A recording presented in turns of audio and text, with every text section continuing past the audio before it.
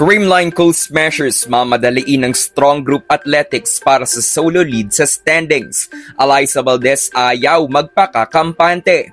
Coal Smashers aayusin ang kanilang lapses sa pagharap sa mga mas malalakas na teams. Good day ka-trending, this is Ron Michael, the voice artist of this channel. Ngunit bago natin yan pag-usapan ay huwag mong kalimutan mag-subscribe and click the notification bell para updated ka sa latest Pilipinas volleyball trends.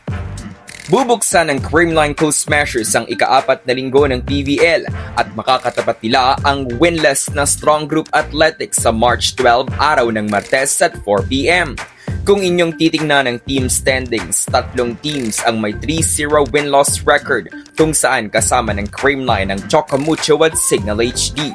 Kaya naman sa laban na ito ay tatargetin ng Coal Smashers ang kanilang ika-4 na panalo para makakuha ng solo lead sa ranking ng liga.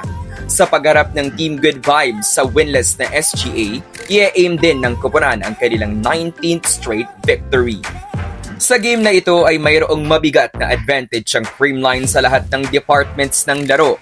Subalit hindi nagpapakakampante si Kapitana Alyssa Valdez at ipinapaalala sa kanila na irespeto ang kahit sino pa man ang kanilang makakalaban. Kaya naman i-expect na same level of aggressiveness and intensity mula sa Creamline ang kanilang ipapamalas para sa target nilang 4th victory ngayong conference.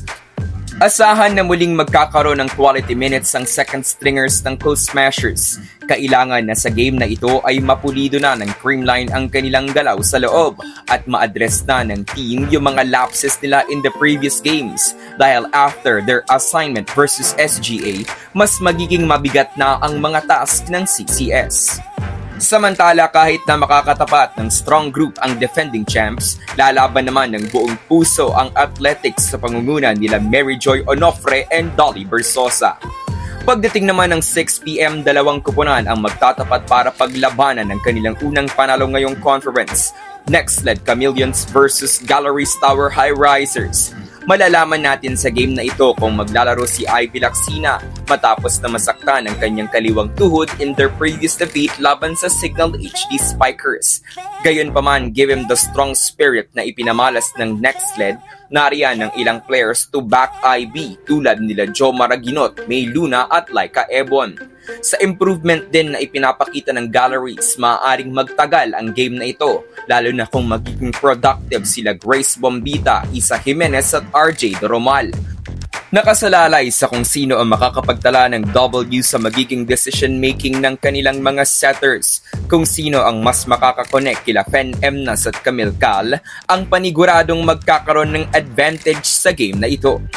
Ano sa tingin nyo ang mga magiging resulta ng mga games ngayong Martes? Comment down below.